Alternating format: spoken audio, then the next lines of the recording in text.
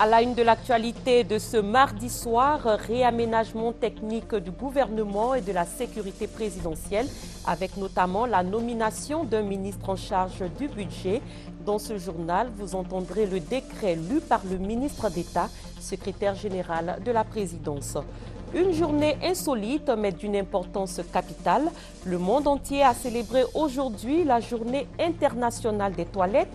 En Côte d'Ivoire, des campagnes de sensibilisation sont menées dans le cadre de cette journée. Visite du président de l'Assemblée nationale en Chine. Guillaume Soro a rencontré plusieurs personnalités de ce pays, dont le vice-président de la République populaire de Chine. Il est 23h, c'est votre journal sur RTI 1. Bienvenue à tous. Léger réaménagement technique du gouvernement et de la sécurité présidentielle. Un ministre en charge du budget vient d'être nommé. On note aussi la désignation d'un nouveau chef d'état-major particulier du président de la République. Je vous propose d'écouter le décret lu par le ministre d'État, secrétaire général de la présidence, Amadou Gon Coulibaly. Communiqué de la présidence de la République.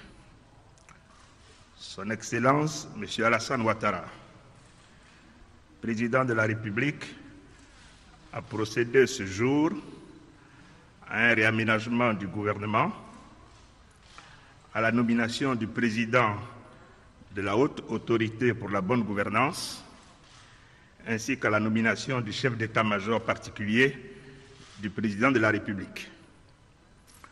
Au titre du gouvernement, M. Daniel Kablan-Duncan est nommé Premier ministre, ministre de l'économie, des finances et du budget. Sur proposition du Premier ministre, chef du gouvernement, Mme Nialé Kaba est nommée ministre auprès du Premier ministre, chargé de l'économie et des finances. M. Abdourahmane Cissé est nommé ministre auprès du Premier ministre, chargé du budget.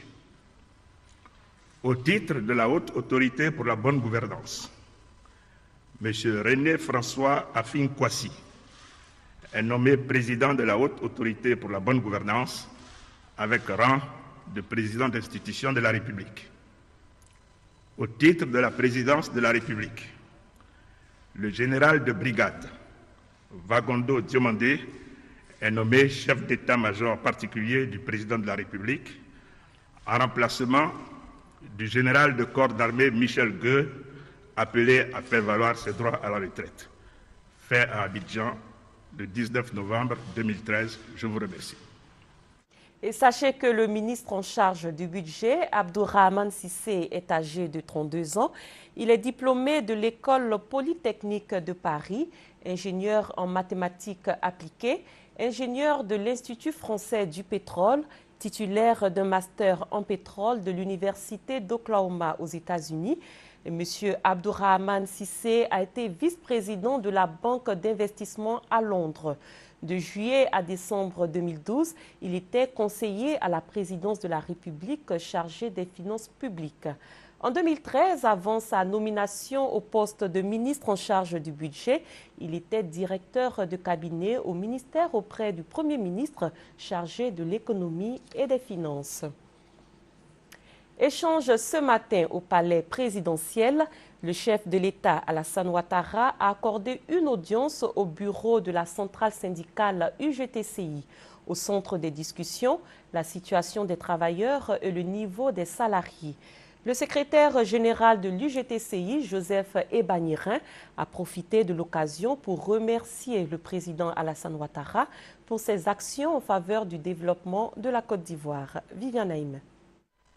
Le bureau de l'UGTCI, conduit par le secrétaire général de la centrale syndicale, Joseph Ebanirin, a sollicité cette nouvelle rencontre avec le président de la République pour exposer sur la situation des travailleurs et le niveau général des salaires eu égard au coût de la vie.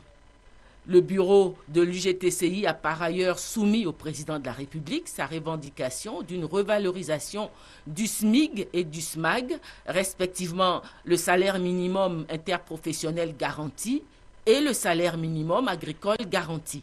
Revendication qui a trouvé un écho favorable auprès du président de la République, qui a déjà inscrit dans son programme de gouvernement la revalorisation générale des salaires. Vous voyez, aujourd'hui, Abidjan est un chantier.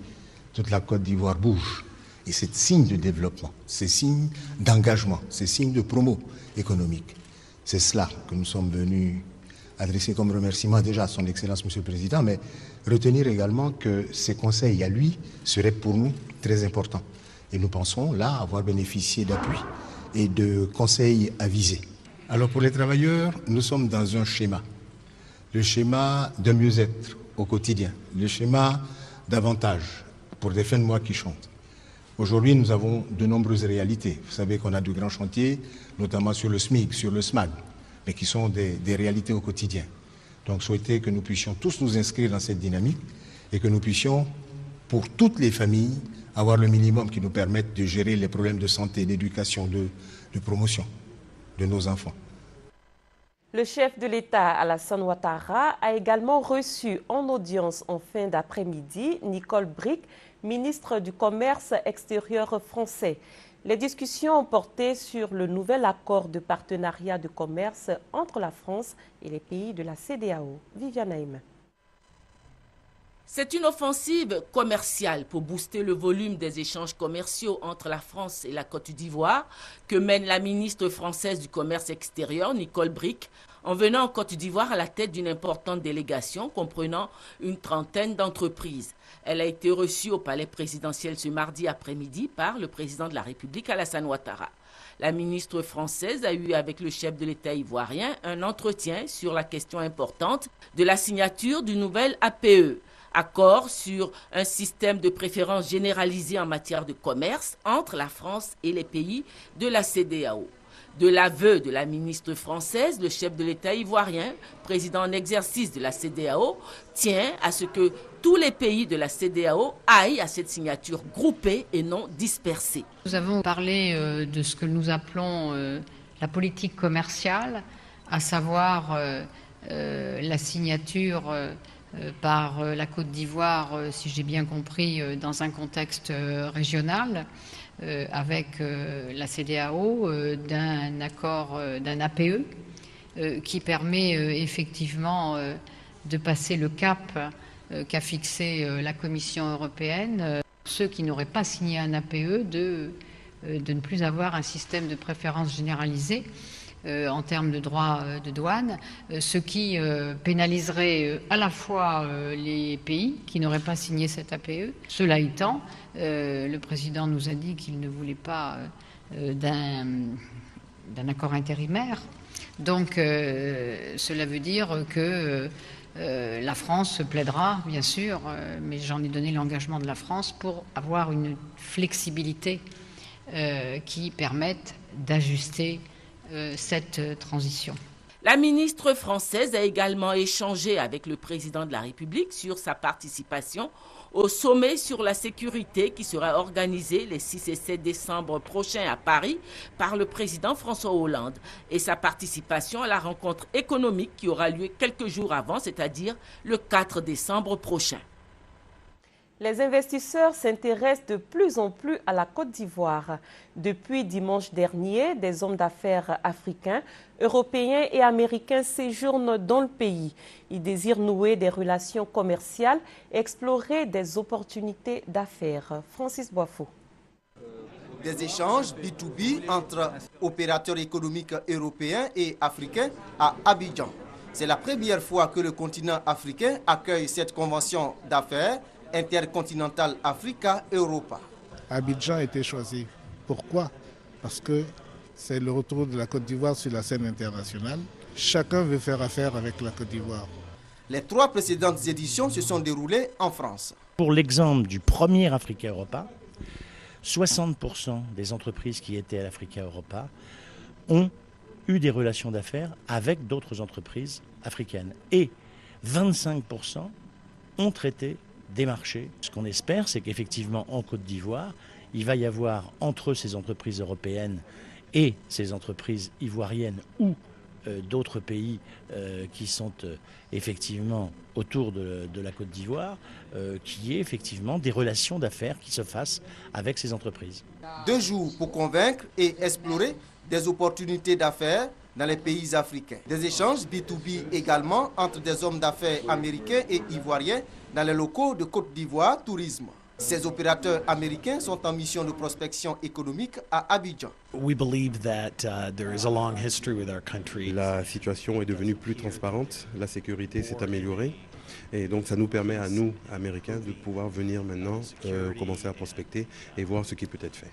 Ces Américains interviennent dans les secteurs du tourisme, de l'hôtellerie, la gestion des ordures, l'énergie, les banques, le commerce, les infrastructures routières, la sécurité portuaire et aéroportuaire.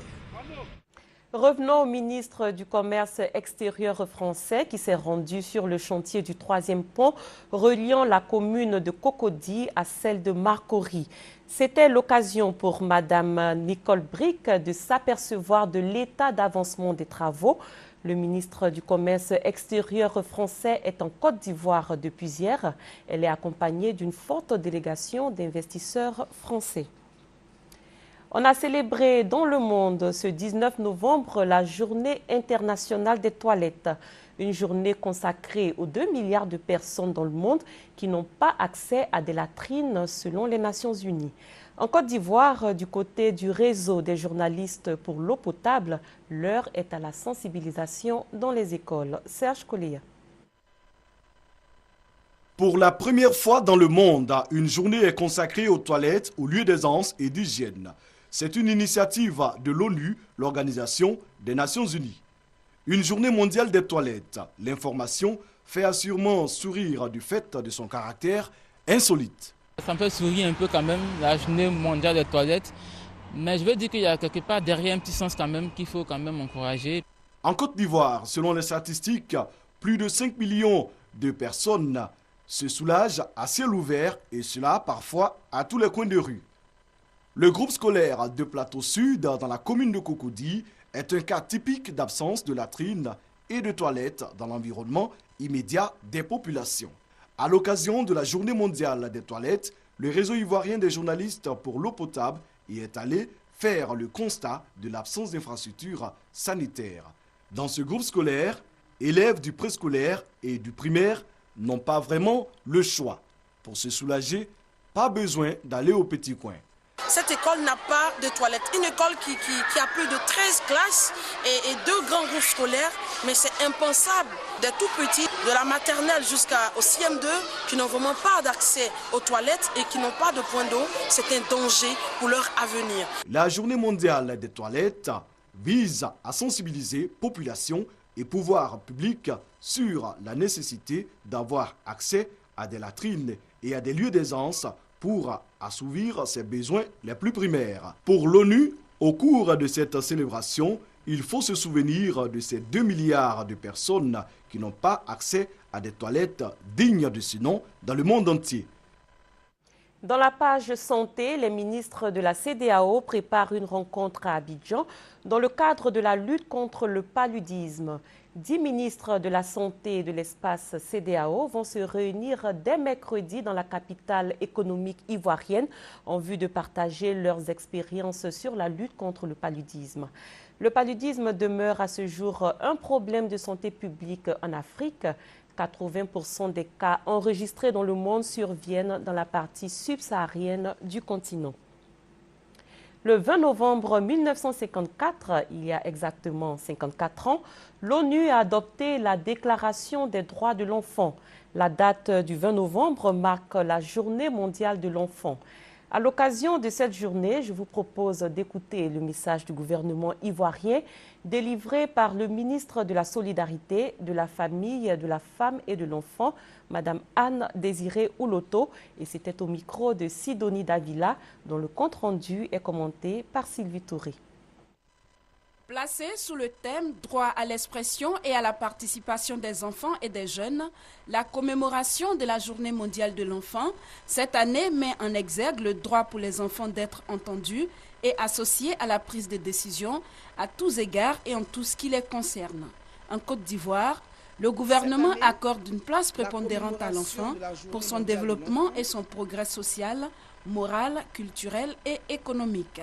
Pour améliorer sa participation à la marche de la nation, le gouvernement a récemment adopté une série de mesures. La signature d'un arrêté portant création, organisation et fonctionnement du Parlement des enfants de Côte d'Ivoire, les actions en faveur de la promotion de l'accès des enfants à la justice à travers l'installation des cliniques juridiques, la mise en place d'un numéro vert enfants en détresse accessible au 116 24 heures sur 24. L'élaboration d'un manuel de procédure de prise en charge multisectorielle des enfants victimes d'abus, de violences et d'exploitation au niveau local. Malgré ces efforts, beaucoup reste à faire car les droits ne sont réels que lorsqu'ils sont appliqués, a souligné la ministre Anne Ouloto, qui par ailleurs salue l'effort des partenaires au développement. Le ministre de la Solidarité, de la Famille, de la Femme et de l'Enfant, Anne Ouloto, à l'occasion de la Journée mondiale de l'enfant, fait donc appel à l'engagement de tous pour l'épanouissement des enfants et pour l'atteinte des objectifs du millénaire pour le développement. La visite du président de la République, Alassane Ouattara, dans la région du Gbeke débute le 25 novembre. Avant l'arrivée du chef de l'État dans le centre de la Côte d'Ivoire, le directeur général du BNET s'est rendu sur les lieux pour visiter les travaux. Le reportage de nos confrères de RTI Boaké, Soro Corona et Charles Tatou. La préfecture de région, la résidence du chef de l'État, celle du préfet, l'aéroport, l'université Alassane Ouattara et la voirie connaissent des travaux de réhabilitation. Le directeur général du Bureau national d'études techniques et de développement, BNET, dont la structure effectue les opérations, vient de faire une visite de ces chantiers. Objectif, se rendre compte de l'état d'avancement de ces travaux inscrits dans le cadre de la visite du chef de l'État. À propos de la préfecture de région devant abriter le Conseil des ministres, le premier responsable du BNET a voulu être rassurant. Le bâtiment sera prêt non seulement pour accueillir le Conseil des ministres, les bureaux du président de la République seront prêts et les bureaux des autorités seront également prêts. Mon inquiétude, c'est au niveau des infrastructures parce que la cour de la préfecture doit recevoir évidemment un certain nombre de travaux de voirie, de bitumage. Au palais présidentiel, tout est fin prêt pour accueillir le président de la République. Les derniers réglages sont passés au peigne fin. Pour les autres travaux, selon le directeur du BNET, le délai de livraison sera respecté. De façon donc générale, je crois que les chantiers avancent bien et que le jour J, l'essentiel sera achevé. Le directeur général du BNET a, au cours de cette visite de terrain, échangé avec ses collaborateurs locaux. Un seul message, celui de tout mettre en œuvre pour proposer un travail irréprochable aux populations de Boaké. Concernant la voirie, les travaux se dérouleront pendant et après la visite du chef de l'État dans le Gbeke. Parlons de réconciliation en Côte d'Ivoire, précisément dans le village de Daoupa, où le sous-préfet central de Gagnoa vient d'initier une rencontre baptisée Journée de paix et de cohésion sociale. Les explications de Noël Gagnou. Jeunesse, vecteur de paix et de cohésion sociale au sein de la communauté villageoise, foncier rural et paix, 2 conférences pour un cadre d'Aopa, village de la sous-préfecture de Gagnoa, situé à environ 18 km du chef-lieu de sous-préfecture. Daopa a concentré pour la circonstance baptisée Journée, entente et bonne cohabitation. Les populations autochtones, allogènes, allochtones, jeunes, moins jeunes.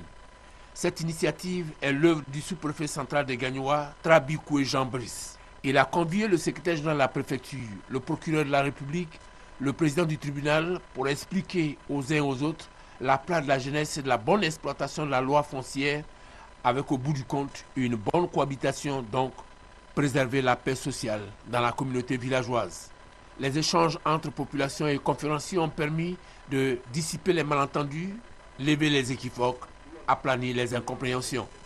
Les partis, communautés villageoises, autochtones du Zabia et singulièrement des Daopa, allochtones, allogènes, ont pris l'engagement d'œuvrer pour l'entente et la bonne cohabitation, source de paix dans les villages du Zabia. Cette rencontre a été parrainée par Koudoukessi Amboise, fils de la région, par ailleurs opérateur économique. Le Zabia compte 16 villages et plus d'une trentaine de campements. Les villages sont répartis sur 2 axes. L'un, Gagnoa-Oumé, compte 10 villages et l'autre, Gagnoa-Lakota, 6 villages. En politique, le secrétariat départemental du RDR de la région du Béret a initié récemment un séminaire de formation à l'intention de ses secrétaires de section et des membres des structures spécialisées. Ce séminaire s'inscrit dans le cadre de la rentrée politique du RDR de Monkono et la rencontre a pour but de redynamiser le parti dans le Béret. Abou Sanougou. La vie du parti et la contribution de la région du Béret à la réélection du président Alassane Ouattara au centre d'un séminaire de formation à Monkono.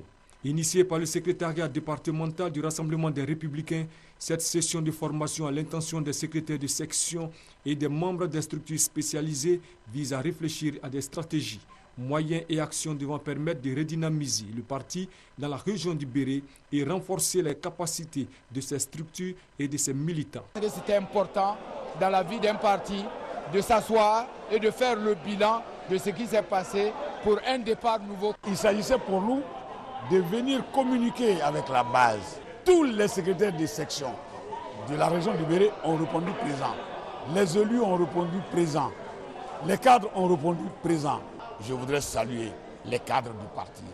Les participants saluent l'organisation d'un tel séminaire. Ce séminaire est bienvenu parce qu'il va permettre aux militants de base de recadrer les actions pour la réélection du président en 2015. La formation, on en a toujours besoin. Il faut toujours un recyclage. Tous les militants de base sont répartis, requinqués. Ce séminaire de formation s'inscrit dans le cadre de la rentrée politique du Rassemblement des Républicains dans la région du Béret. Tournée du président du Front populaire ivoirien, le FPI, dans le Grand Ouest. Pascal Affi-N'Guessan a fait une escale à Bangolo. Il a livré aux militants de son parti des messages forts. Léon Brou. Nous sommes FPI et nous resterons attachés aux idéaux de notre parti et de son fondateur, Laurent Gbagbo. Assurance des militants du Front populaire ivoirien de Bangolo à leur président. Pascal Affi-N'Guessan salue cette fidélité. Il demande de la persévérance pour la reconquête du pouvoir d'État en 2015. Objectif, relever 2 défis, l'un politique et l'autre économique. Les États généraux de la République. Et cette proposition concrète, nous souhaitons qu'elle soit saisie pour que nous allions à la réconciliation. Mais quand nous aurons fait tout cela, ce qu'il nous restera à faire, c'est les élections à venir. Les élections de 2015. Pour 2 raisons, nous ne devons pas rater les élections de 2015. Sur le retour ou la libération de ceux des militants du FPI encore en exil ou en détention, Pascal Affi-N'Guessan rassure, c'est la priorité de la direction du parti.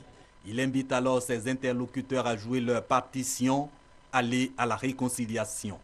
Autre sujet abordé au cours de ce rassemblement, le foncier rural, la nationalité, l'immigration, des questions que le président du FPI juge à l'origine de la crise qu'a connue le pays. La paix durable pour lui passe donc par la solution à ces problèmes et Pascal Affi-N'Guessan indique que le chemin pour y arriver, c'est le dialogue politique, cadre d'échange entre l'opposition et le gouvernement sur les grands sujets nationaux. Et toujours en politique, l'Union démocratique et citoyenne de Mel Théodore, l'UDC, a annoncé son retrait du Congrès national de la résistance pour la démocratie, le CNRD. L'UDC se retire également de la Ligue des mouvements pour le progrès, LMP, ex-majorité présidentielle. Et comme annoncé dans les titres, le président de l'Assemblée nationale, Guillaume Soro, est en visite en Chine. Le chef de l'hémicycle ivoirien a échangé avec les responsables du Parti communiste chinois au pouvoir, le président du comité de l'Assemblée parlementaire nationale, ainsi que le vice-président de la République populaire de Chine. Au menu de ces rencontres, la coopération entre la Chine et la Côte d'Ivoire. Le point de notre envoyé spécial en Chine, Hamza Diaby. Se référer à un modèle et prendre exemple sur ses expériences réussies et s'en inspirer. Un geste simple qui a pour mérite de grandir. Cela, Soro Guillaume, le président de l'Assemblée nationale, l'a compris. Il est depuis ce lundi en visite officielle en République populaire de Chine. Et pour un modèle, ce vaste pays d'Asie de l'Est l'est à bien des égards. Première destination, Pékin ou Beijing depuis les JO de 2008. Ici, il y a de quoi attirer les regards. Les Chinois ont su allier grandeur et propreté. C'est au siège du Parti communiste chinois qu'a démarré cette visite. Ce parti au pouvoir depuis 1949, fondé il y a près de 90 ans, compte à ce jour plus de 66 millions d'adhérents. Ici, la délégation de parlementaires conduite par son président s'est entretenue avec les autorités du siège du parti. Elle a été instruite sur le fonctionnement de l'école centrale du Parti communiste, considérée comme l'ENA chinois. Après la visite du centre d'exposition des produits innovés à Zhongguancun, c'est le centre de recherche d'une société étatique spécialisée en TIC qui a ouvert ses portes aux Ivoiriens.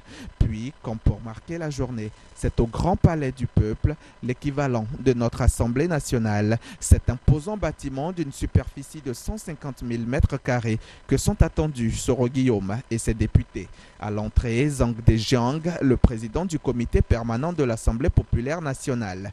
Le temps d'un entretien officiel entre les deux personnalités, d'une visite du propriétaire, puis la délégation peut repartir pour un repos mérité. Ce mardi, Soro Guillaume est reçu par Li Yuanchao, le vice-président de la République populaire de Chine. Et ceci nous conduit à l'actualité au plan international, notamment au Liban, où 23 personnes ont été tuées ce matin dans un attentat à la voiture piégée à Beyrouth devant l'ambassade d'Iran.